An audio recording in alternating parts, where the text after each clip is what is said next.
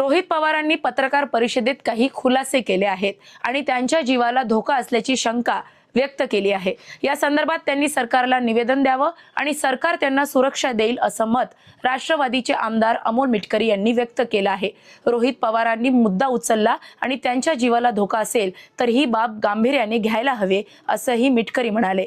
कारण प्रश्न विचारणं जीवापर्यंत बेतत असेल तर अशी रिस्क घ्यायला आम्ही सगळे तयार आहोत असं आवाहन मिटकरी यांनी केलं।